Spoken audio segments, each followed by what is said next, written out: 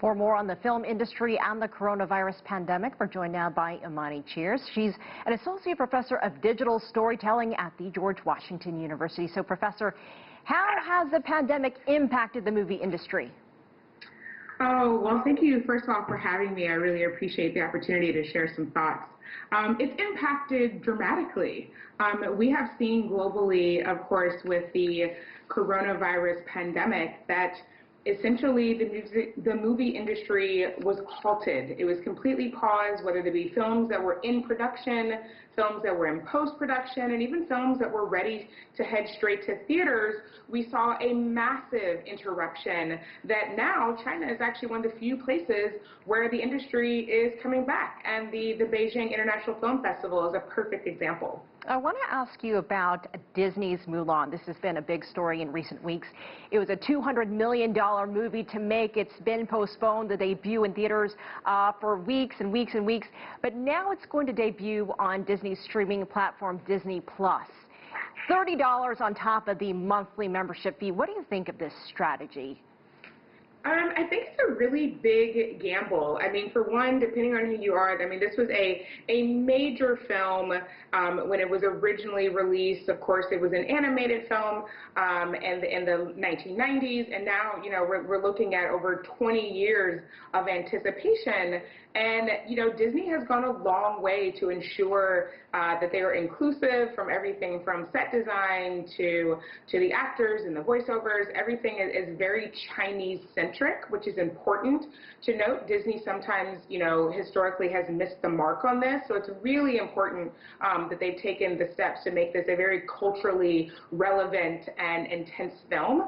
Unfortunately, also with the price tag, it's pretty high. On top of, if you already have the streaming platforms, you're already paying for it monthly, you know, $29, almost $30 is pretty steep. And they're running a gamble, because what if you live in a place where you don't have access to the streaming service? How are you going to get an opportunity there? So with individuals not going into theaters, or very limited numbers going into theaters, or our theaters open only at 30% capacity, which is obviously, you know, quite drastic for those who are in this industry to make a lot of money. So we'll see what they do, but my bet is that it's not going to be the blockbuster that they were hoping for. Would you say, though, it could be a test in distribution and a test for a potential business model by just moving these movies online?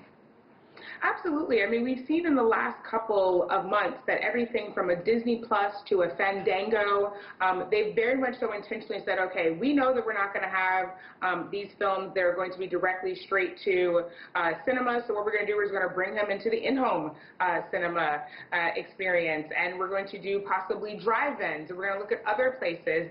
I particularly last night went in D.C. with my son to see Jumanji 2 on a drive-in theater in D.C., and we had already seen it on a streaming platform earlier this summer, but it was a family event that we went out to. So it's a great way to diversify, whether it be streaming, whether it be using drive-in theaters, or even traditional theaters. We're really going to see that Hollywood in particular is going to have to look at a hybrid model if they want to continue to reach their fans and audiences. We know Hollywood has been really making its way and hoping to do bigger things in China. And because China is doing better in terms of the pandemic and keeping its COVID numbers down, I want to ask you about Hollywood looking to China to help boost its business because of all that, and opening some films in China while they cannot do the same here. Oh, absolutely. The reality is that Hollywood, it looks at their global market. So that would be everything from films that, you know, that did come out earlier this year. Bad Boys for Life is a great example of that, are now being re-released. They're really trying to pull in those summer blockbusters. That, again, this film, Bad Boys for Life, for example, was released in January, but it's coming out again, trying to see if people are still going to want to go into theaters for those really dynamic, think the surround sound experiences that a lot of times you can't get from home. Most people don't have a 30-foot, you know, screen available to them. So going to a theater is still something that individuals want to do. It's a great outing for families and for dates. So we're going to continue to see Hollywood look to the China market to see how can we repackage our content, how can we look at moving current and new content into different markets that we're hopefully, unfortunately, in other countries like the United States, where our coronavirus cases are too high and we still are in a state of lockdown. And I want to ask you about some of the changes we've seen. I know that some production is resuming outside of the U.S.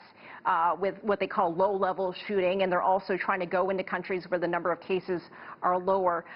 What are some of the other workarounds that you've been hearing about in recent months? And do you think some of these changes that we're seeing are here to stay? Yeah, so going to other countries is a possibility. Unfortunately, for a lot of Americans, regardless of what your industry that you're working in, we're not even allowed into some of these countries because we have not been able to safely and securely control this pandemic in America. So I think that you're going to see smaller productions. You're going to see more scaled back productions. People are going to look at, there was a great example of this television show, Parks and Rec.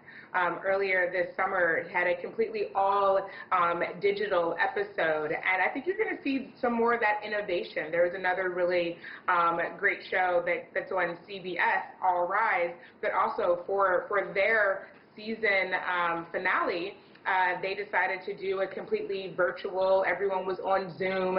You were able to film in individual settings. So I think from a television standpoint, you're going to see a lot of productions moving to just embracing the current times that we're in. For films, I think you're going to see them continue to scale back their production sizes, possibly move to countries where coronavirus cases are low and Americans are allowed to come and travel, or potentially smaller crews going and then utilizing local crews to continue their work. But we're just going to have to continue to innovate, continue to evolve because the industry requires it, and I think the creativity is going to lend itself.